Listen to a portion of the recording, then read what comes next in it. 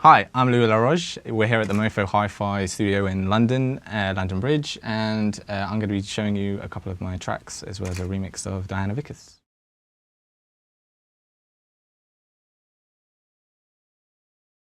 So this track's called Touchwood. It's a new track off my album, Hello You, and I'm going to take you through it.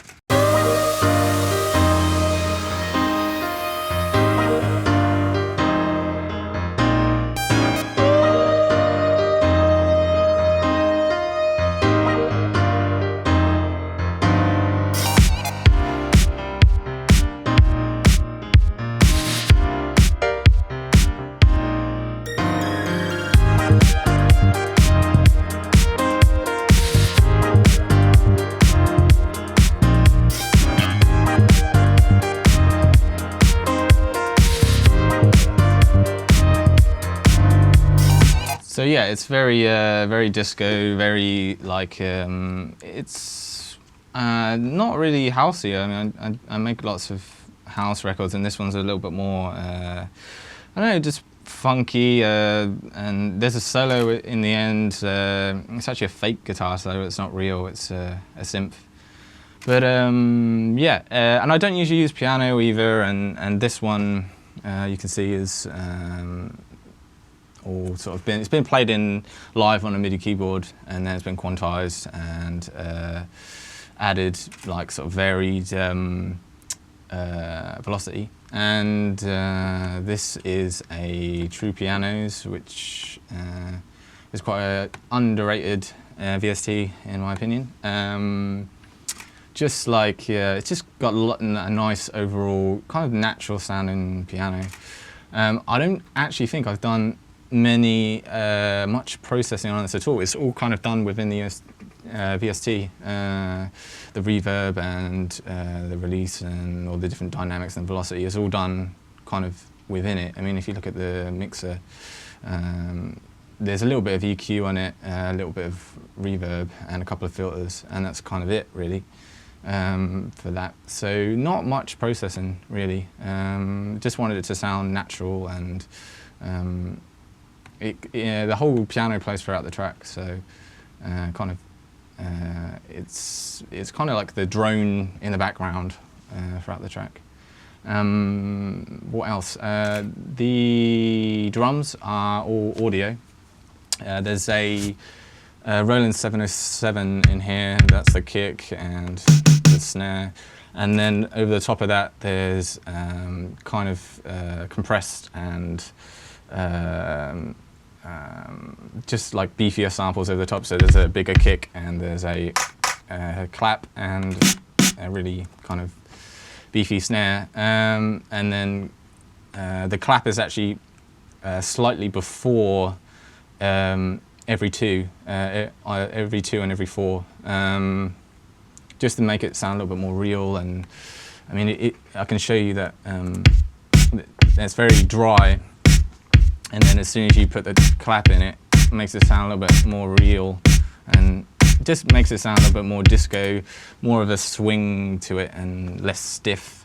There's also another snare throughout it, but it's a snare that's been time stretched, so it's really kind of got high EQ on it, so it just kind of pops out. I think it's panned weirdly, but it pops out really nice. And there's also the other audio. The only other audio in the track is there's some recorded synths. One is a Juno, and the other one, I can't remember what the other one is, but they're just basically playing around with the LFO on the synth, and the pitch bend to. And there's, in here they've got reverb on, so they've been sort of processed a little bit more to clean them up a little bit. It's just lots of different varied little stabs. And the last bit of audio is guitar, just a few little stabs, and this one there. Just within the track, give it more funk. And those are all just samples? They're all samples, and they've just been, yeah, kind of they just sit in there nicely. Everything else is pretty much MIDI. So there's a lead line which is not that, which is this, which is a Fab Filter Twin, and which has got lots of reverb on it, and it's also got a slight flanger on it as well, I think. And then other than that, we have the bass, which is somewhere here, which is a CS80 virtual synth, and that's playing the bass, as well as there's also somewhere here a audio bass, just like a slap kind of thing towards the end of every 8 bars, and that's been put into a Waves plugin somewhere here, which is the R bass, which basically just intensifies it and makes it sound fatter and warmer. You probably can't hear it, but without it sounds a little empty, and with it on, it really kind of makes it sound big. Now I'll show you the guitar solo, which isn't a guitar solo. It's one of the synths that came with FL. This is FL Studio 10, by the way, just in case anyone's wondering. This is the Wasp XT, and it's just got lots of distortion on. I think it's got an amp simulator. This is a Korg.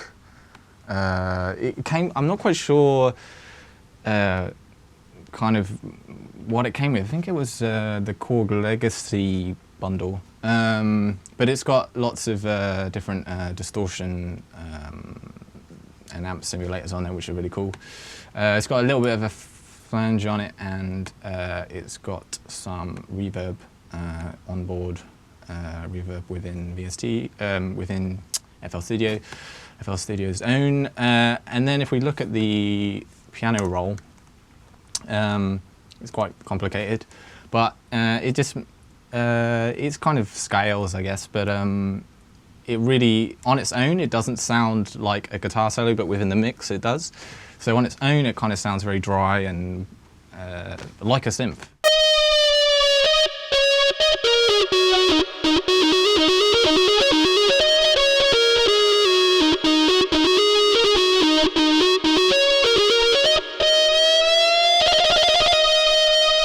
So it doesn't sound great there, but when you actually play it in the context of the song, hopefully.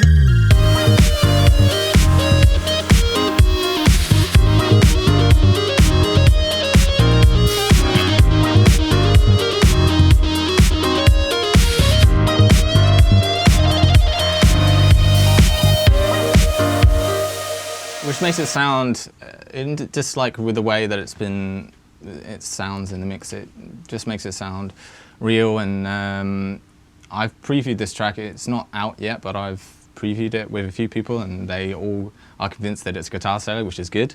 Going back to audio, there's a few like bongos, just like a couple of loops, and also some white noise, which hopefully will come in.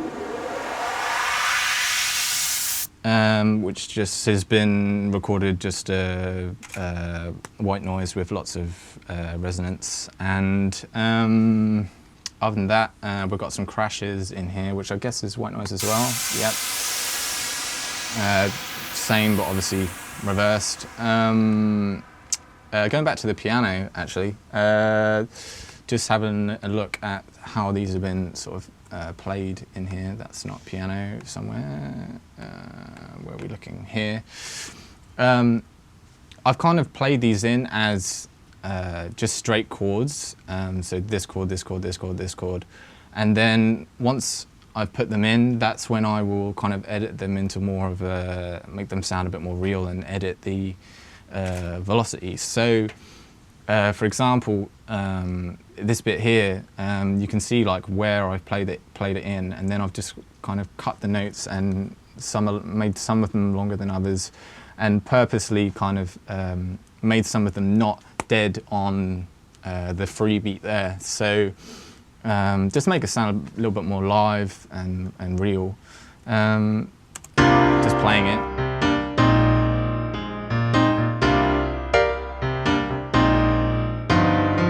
And then there's one more pattern somewhere which really shows off the what you can do with that kind of thing, which is this one. No, not that one. So many patterns. Is it this one? Yes. You can see again the end of this.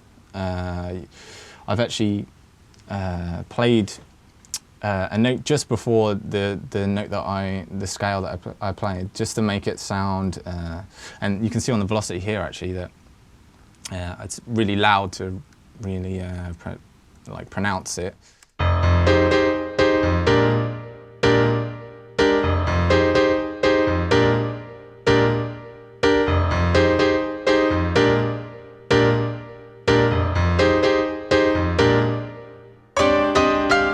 So yeah, that ending bit is yeah, just makes it sound nicer and more real to just vary how it's being played.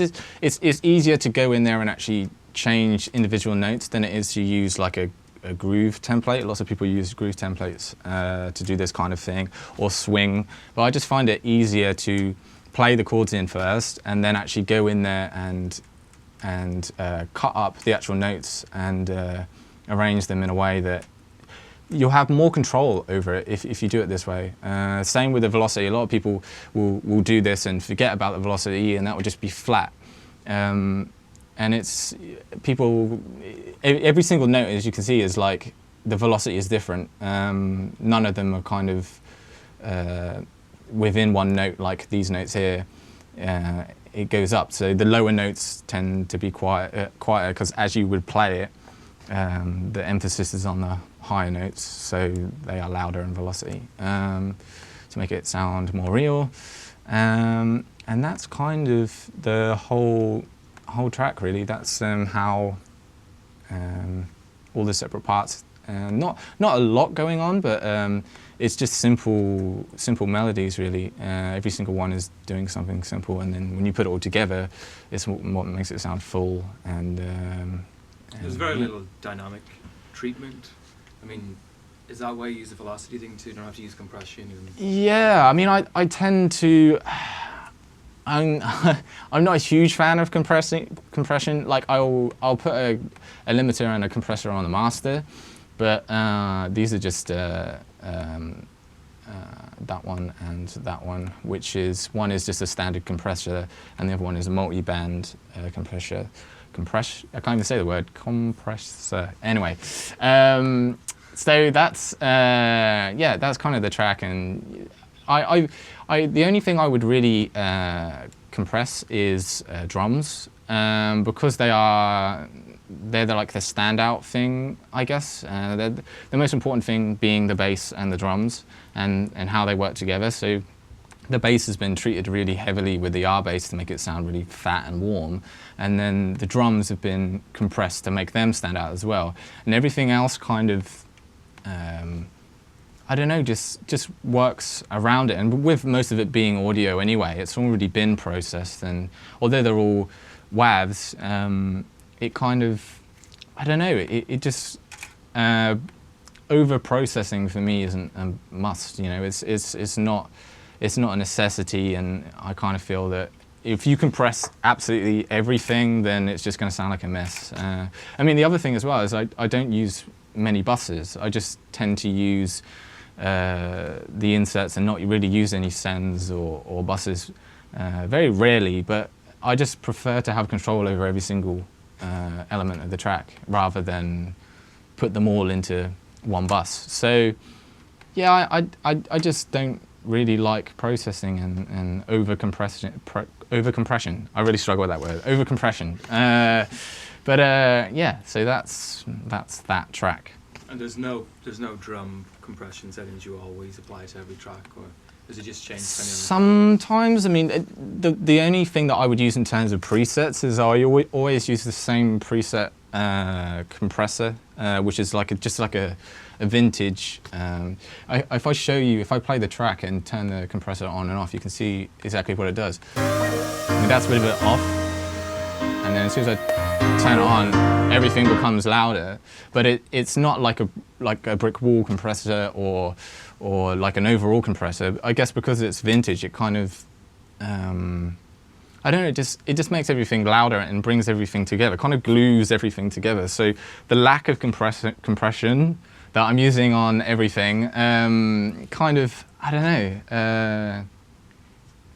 The one on the master is the most important one for me, and then the limiter just kind of brings that all to its maximum level. Kind of use it as a maximizer, but also it's kind of like an overall EQ as well, because you've got the low, mid, and high band. So I kind of anything that's too much, with the highs are too much on their overall song, or the lows or the mids, you can that's like the last adjustment. So yeah. So you'd use a multi-band compressor to EQ rather than individual EQ in each channel? I will sometimes change the individual songs with individual sounds with EQ on their individual channels, but it's only like the extremes. So like this one, for example, some sort of synth here, and it's got a really harsh cut on the low, so it's cutting out all the low. So that would be the only time I really use EQ on individual tracks. But then, like for the overall, for the master, in treating it like a master, I'm treating like the EQ of the whole track, not just the individuals, but for the whole track. So that just like controls everything and the overall sound of the track. So almost like if you were on a mixer whilst DJing and you had your low, mid, and your high, rather than doing it that way, it's kind of I don't know. It's just EQing it as that final stage to make it sound good. But yeah, I don't know. Maybe it's not the right way to do things, but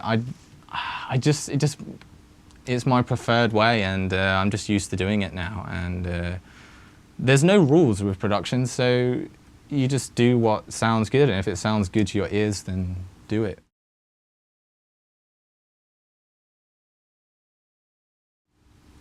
What I tend to do is do things beforehand. So if I wanted to, let's say I had a kick, and I would kind of make my own sample. So for example, you'd probably take about 2 or 3 kicks, one low end that you like, one mid, one high, and then layer them. And then I tend to kind of process and then make my own samples from that. So 9 times out of 10 they'll be from disco records. So one might be the kick from a disco record, one might be one from an 80s one, and one might be a modern one from a track in the last, say, 10 years. And then it's the combination of putting them together which makes the new sound. So I think that's the key, because especially with new disco, you're trying to sound like the old disco stuff but modern, and so you have to take influence from the old sounds. And the only way to do that, in my opinion, is to directly sample something. And a lot of the times they've already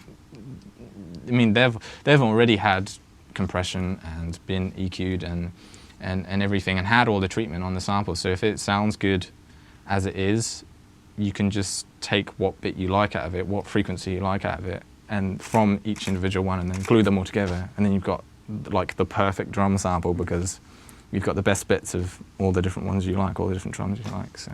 Do you do that for your loops too, your layering? I do some of it here. I use Edison, which is their like wave editor. But sometimes I'll do it in Ableton over on the Mac side. But it all depends with the I don't know, just the sound that I'm after. I'll tend to use Ableton if it's more complex and more, because I generally find that the EQ on Ableton is a lot more thorough than the EQ on here. The EQ on here is very, you can get ones where you can actually see the waveform and you can sort of adjust it as you can actually see the visuals, but generally on FL it's kind of the EQ is very bland and sort of not thorough. So I generally just use the EQ on FL for the extreme adjustments. So if you wanted to take out all the high, all the low, or boost the mid, you know. So yeah, I tend to just sample most of my drums and yeah, kind of not use much processing because they've already been processed, so I don't see the need to process them again, you know.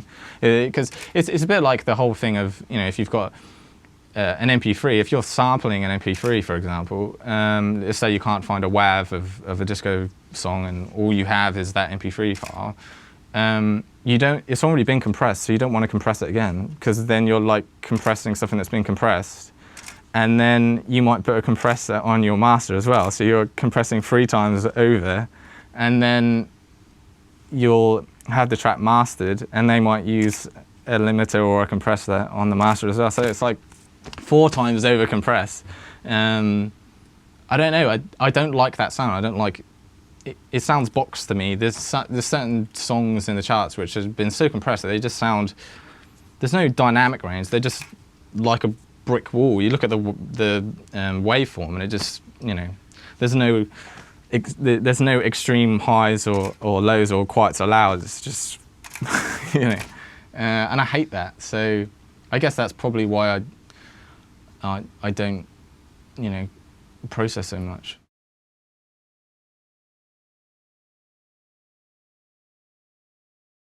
I'm going to show you a remix that I've done of Diana Vickers. It's a new single coming out this year sometime from her second album.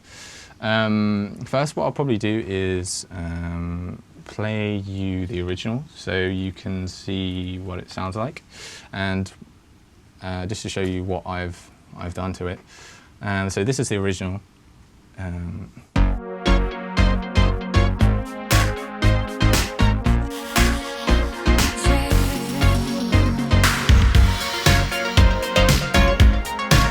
So very kind of synth pop and like kind of got retro feel, I guess. And the chorus is very almost trancey, really high and loud pads. And so but I really liked the vocal. I didn't really like the backing so much, but I really liked the vocal. So I'm going to show you like the first version I did and then the second version I did, and just to show you how different they are. And when you do a remix, you can approach it like several different ways, but some people approach a remix and it's a club version of the track, so you're kind of enhancing the parts of the original but turning it more into a club track. But generally when I make remixes, I'll just kind of take one main element, whether that be the main synth or the main vocal, and then kind of make a new backing and your touch, your sound gets put onto it. This one, the first version I did was like a club version of the original. So this was the first version I did, which it's not finished because I didn't end up using it, but just to show you the difference between the two. So this is the first one.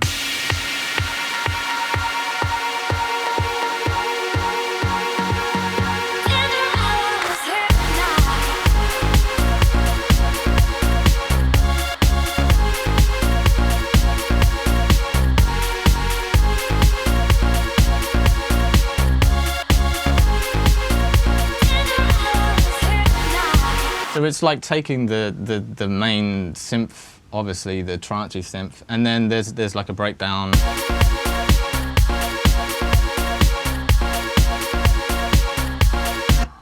and then yeah, it just goes back into the main thing. But it's unfinished, but you can see the first direction that I tried to do, which is to obviously take it into more of a clubby feel. But that's the first version I did, and I kind of felt I couldn't put my stamp on it. I couldn't put my sound into it if I was going to go down that route, and any other producer could have done just that. So this is the second version I did, which is the version which is getting released. And it's a lot more, it's slower for one thing, so it's not really house tempo, it's more new disco. It's 117 and the other one was 125. And it's just a more of a laid back feel to it. So this is how this one sounds.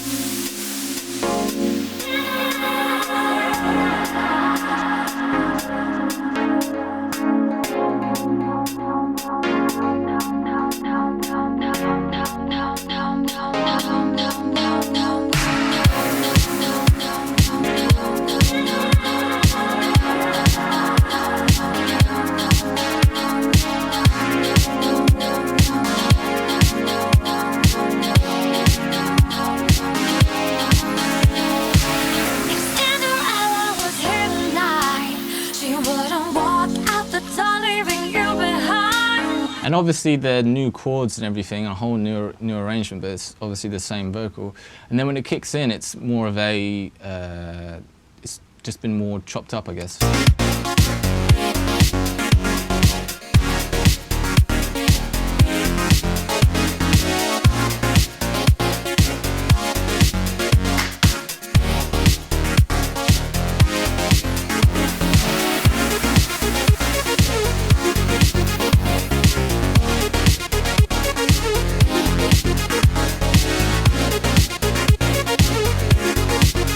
So yeah, it's totally different from the first version, but it just goes to show that just the process that you have to go through to get that final idea and nail it.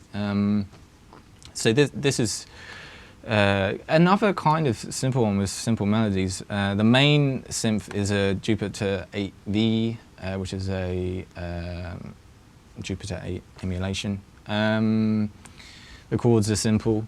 They're, like I say, they're different from the original. This has got, the way it's been processed is, it's got a phaser on it. It's got reverb. It's been EQ'd. Then it's got a delay to give it like a spacey kind of feel. And then it's got some filters on it. The drums, which are somewhere, were actually lifted from a 80s track, which I probably can't name, so I'm not going to say. The kick and this snare, which is somewhere, is that the snare? Yep. They're actually Lindrum samples, but I liked how the Lindrum sounded in this certain 80s track, so I lifted them out of it. They sound more processed than the normal Lindrum kind of sounds. If you haven't gathered already, I'm a big fan of Lindrum, because the last track had it as well. So yeah, that's that. There's lots of kind of vocal trickeries in this. So one, for example, is if I take the what channel is this on? I don't know. But if I take the synth out, you can hear this vocal coming in now, which is just in the background.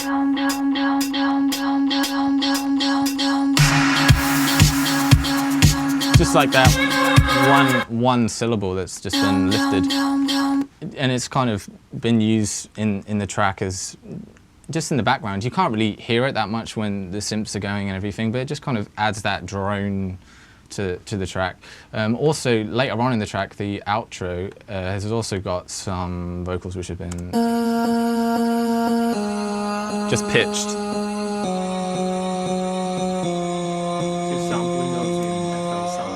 So that's just obviously one syllable again, and it's been pitched. But when what I've actually done is I've put that sample from before with that, so if I play it together.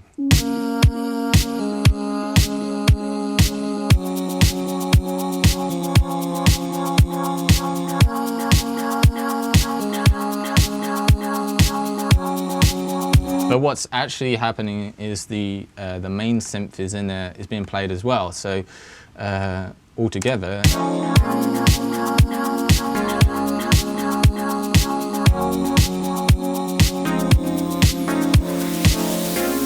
So yeah, it's kind of picking out the notes that the synth is playing already. The bass, where is the bass? Is a Poly 6 emulation, which is Korg, which is just really nice, fat bass sound.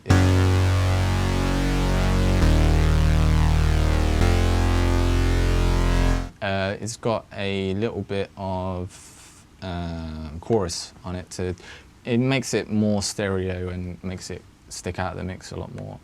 There is some audio in here, which is a synth, which is this here, which is a Juno, which has got a delay on it, and that's just kind of sits in the background.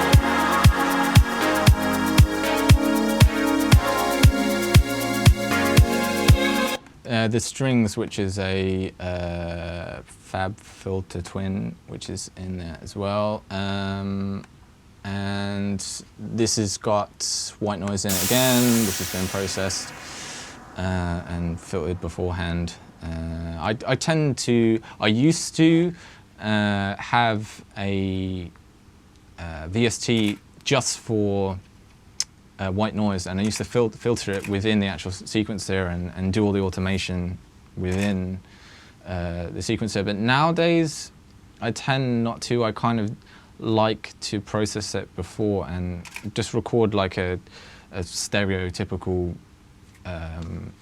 almost like a crash. So instead of using a cymbal, you're just using white noise. And I just kind of tend to make a few and then use them sparingly. So you can use them again and again, by pitching, or you could add different types of reverb on it to make it sound big or small, different EQ. And that's kind of what I would do with white noise nowadays rather than that. The whole thing is being side-chained. I kind of use a ghost kick, which is the same kick as the main kick which is being used, but you don't hear it. So it is actually being played, and you can see on the faders that everything is being pumped up and down from that ghost kick, but you can't actually hear it. The kick that you hear is another kick. And that's just a peak controller. That's on channel 4. That's just a peak controller, which is controlling the sidechain. I don't tend to use sidechain compressors. I mean, you can see here that I've kind of done it manually. So one is a multi-band compressor, and then the other one is doing the sidechain with the peak controller. So rather than doing the sidechain within the actual compressor itself. So.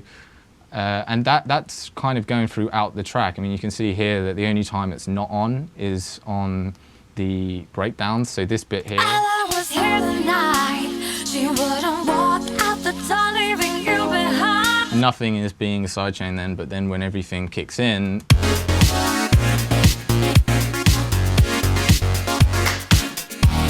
so you can control like when you want the sidechain on and off just by using that ghost kick throughout the track. And I tend to use that technique again and again just to control your sidechain. And that's kind of that track, really. For the parts at the end with the pitched vocal, I mean, Uh-huh. did you resample that? It's just yeah. It's just literally a just the one syllable that, which has just been really time stretched. I mean, if I take that, if I clone this now and I show you the original length of it, it's just that's it. Obviously that's got reverb on it, but you get the gist that it's just this tiny little thing, and then obviously it's been really stretched, and then it's been pitched using the piano roll.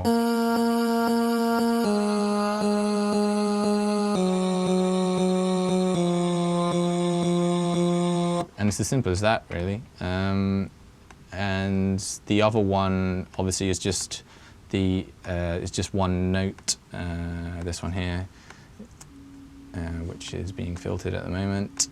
Where are we? This one here. No, not that one there. What channel are we? 18? Yes, it is that one. It's just the single note. And that's just in the step sequencer, which is FL's sequencer with things. I guess the only difference with FL to any other sequencer is it's kind of these dots, if you like, are it's kind of being used almost as percussion. You know, you're kind of arranging it like you would percussion, but you can still see it in a piano roll, so it's still being played in just like it would on a piano roll, but it's, you know, it's being used in being played and programmed in a percussion kind of way, like this hat, for example. But yeah, that's kind of that one done.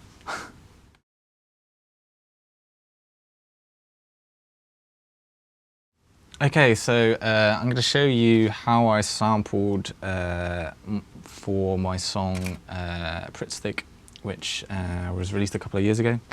And it samples a old disco track, like a disco funk track.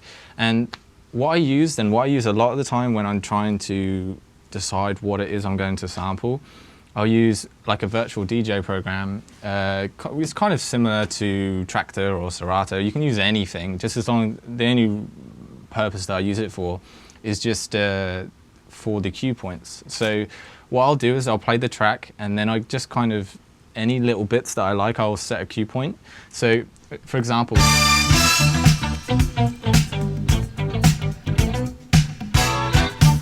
there might be a bit, let's say you like this bit right here. I'll set like a cue point there, and then I've got that already down. So, and then I might keep it playing and find another. I might find like that snare there that I like, and so I'll set up another cue point, and I just like kind of play around and see how that sounds.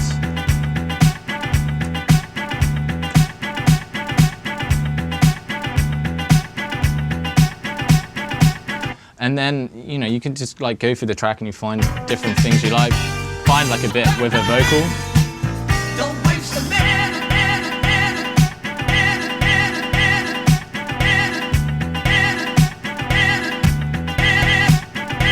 And I'll just kind of do that and find up some nice just like ideas and what sounds good to me.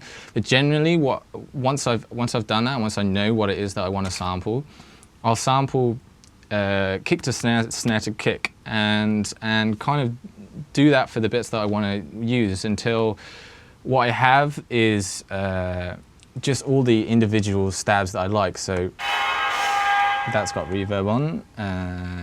Let's take that off. There. Yeah, so not that, this. So that's one I like, and there's that one I might like. Different samples, and so what I'm doing is kind of arranging them. So if I play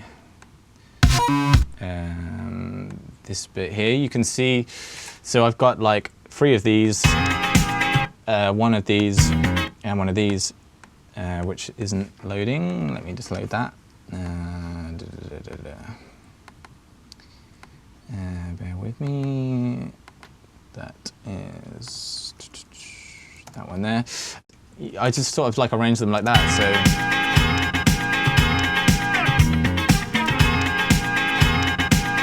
So they're all like, you know, I don't know what that is, like each a 16th or something like that. And what I did with this track is I loaded them all into the Glitch plugin, which is a little bit like Effectrix if you're a Mac user, and kind of just cut it up from there rather than cutting up the wave files in the sequencer. I just used this.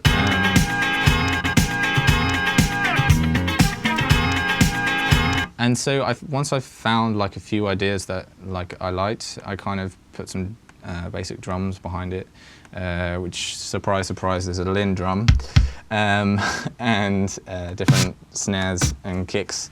So that's like your main beat, and I just literally just put that behind the sample.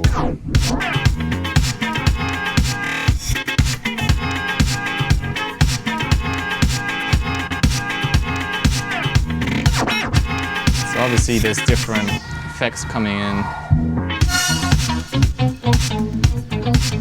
And that's kind of how that track is. It's kind of 99% sample. I mean, even there's the vocal that comes in. Oh, you're looking so good. Which is like really 70s. And then there's the only thing that was like recorded from me was there's a bass in here somewhere, if I can find it. Oh, you're looking so good.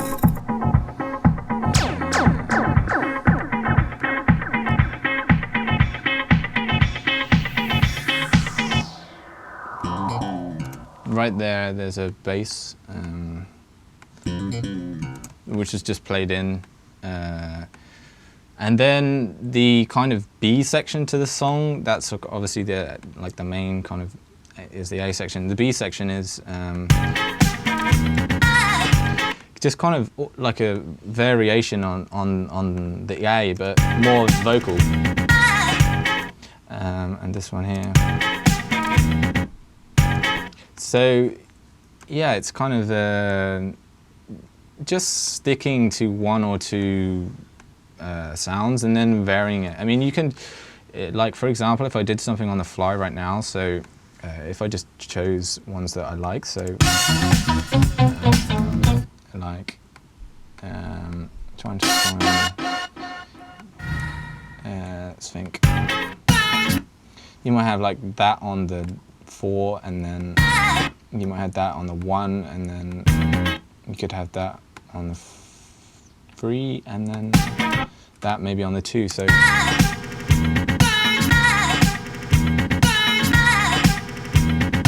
and you can just like arrange it to how you want it to sound. And this way of sampling is very like hip hop. It's kind of how someone would sample like on like an APC or something like that, MPC, sorry, because instead of like on Ableton or something like that, where you would take the whole song, the whole MP3 or the WAV or whatever you want to sample, the audio, instead of like quantizing the whole thing and like warping the whole thing and using like warp markers to make it in time, with this you've got more control because you're sampling the individual. So you can choose any kick throughout the song to the snare and any snare to the kick in the song, and then you've got more control because you're not limited to where in the song that you sample. So obviously a lot of people work with loops, so you just have like a 4-bar or an 8-bar loop in a song, and you're stuck to that. But with this, I can literally choose like one sound which might happen at like 30 seconds in the track, and another sample that might happen like 4.5 minutes at the end of the track. So you've got complete control, and like not something that someone can just recreate by looping it on a sampler or whatever. It's more individual to you, and it just makes it sound, I guess, because of the nature of new disco, it's very cut up and it's like modern techniques on an old sound. So that's kind of what I've done, obviously, with Glitch, but even more so, it's been like amplified by the fact that each of these samples is taken from different parts of the song. So the key really is to find samples that work nicely. So you know that, for example, this bit here,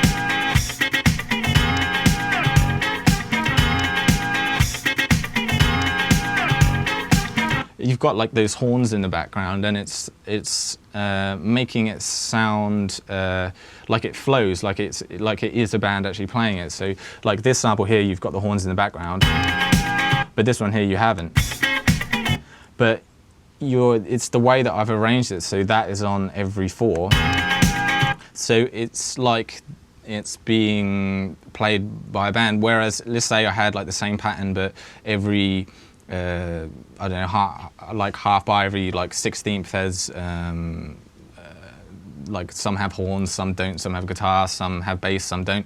It's going to sound really mechanical, and not that this doesn't sound mechanical and sort of process, but it just flows nicely if you've got.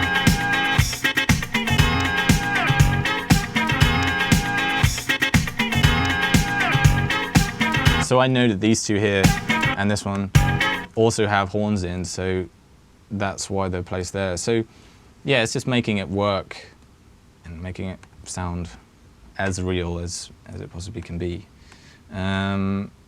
Once you choose your cue points in Virtual DJ, do you just make a note of the time, or how do you? Mainly, I just kind of. Sometimes I do that. Sometimes I just like record what it is that I like. So I'll just like hit record and just go through and say, right, so I like that, and I like that, and then you would kind of just play what it is you like. So if there's a pattern that you like, for example, so if you went, you would record that. And then, like, once you've got a few of them, so you would record a few different, ideas. Once you've got a few of them, you know kind of how in your head the arrangement of them and how they are. So when you go to actually sampling them, so when you actually get the track and you sample every single kick to snare, snare to kick, you know already how it's going to sound because you've already kind of recorded it as just like a session like that. Obviously nothing's in time because you're just pressing the buttons to make it play, but you know then, so you just vary on what it is that you played. So you just get a few and the good thing is obviously with disco songs is that it's sections, so there's different parts. Here obviously is a breakdown, so you've got no vocals, so you could lift that guitar out of there quite easily and put that guitar with a part where it's full-on vocals. So you could take that vocal there and put it with a guitar, where. So you got like the variation of that, and just to mix it up and make it sound, I don't know, not conventional, if you like, because obviously with this you're not going to get a sudden vocal. But yeah, that's kind of generally how I come up with ideas with sampling. So yeah. Do you ever load in, when you get a remix, do you ever load in the track? Sometimes I will load in the stems. So if you've got like a vocal stem, for example, I'll go through it a bit like the Diana Vickers track earlier. I'll just put the vocal stem in, and then I'll play that. And if there's a bit that I like how she's like perhaps sustained or held a note, I'll like say, oh, that's nice, make a note of that, and then I know that later when I come to actually sampling it, I know where it is because I've. Like on here, it will say the minutes here, when it is. So I know I can make a note of that, and I know that when I come back to sampling, I know exactly where it is. I don't have to search through the track and find out where it was. So Yeah, but it tends to work that way with sampling. Obviously, it's good to take, whole big samples and big loops, but it's not very original. Like, for example, I did another song called Malfunction, where it's just the opening bars of a song, and although it is like a 4-bar loop, I've actually took that 4-bar loop and then processed it similar to this. I've used glitch and cut it up, but it is still the 4-bar loop throughout the song, but it's what you've done after that, so the processing that you've done after that. But that's the great thing about this glitch plugin, is that if you've got something like this and you got kind of complete control to do what you want. So obviously you've got like a gate here, and you can obviously control that. And obviously you can what's the word? Automate. You can automate all of these, which is great in here. And I generally use this for things like tape stop, or there's a nice one called a re-trigger, which I've used at the end of this loop, which if I put it at the beginning of the loop, you can see what it is that it does. You basically control the speed of the re-trigger, so that's like a really fast, it's being sped up. If I slow it down and change the pitch and the speed, you can see kind of what it's doing. So it's just you can control everything from there: the pitch, the speed, the length of how much it gets cut up, or you can have it straight. And it's great to do that as like little things here and there. So if you play that as a whole,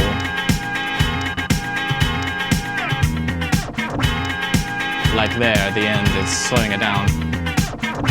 This makes it sound, I don't know, a little bit Mr. Wazzo-ish. I'm a big fan. But yeah, I generally, you could use this for, there's a really nice bit crusher which got a really nice overall sound to it, which is cool. But that's generally what I use it for. There's things like reverse, which you could use, or there's a stretcher in here. There's a modulator, which I have used on vocals before. Generally, I will just use this for tape stop and the re-trigger. I tend to use them a lot, but it's about not overdoing it. You don't want a whole track where it's cut up here, there, and everywhere, because you've got to bear in mind that people are going to be dancing to this, so you don't want to overdo it, so people don't know where the beat is when they're dancing. So you still need to keep that groove and try not to cut up bass notes as well. With this, I cut up mainly the guitar, but if you start mucking around with the bass notes, that groove isn't there, and people don't know where the song's going, and you can't really show progression when you start doing that. So.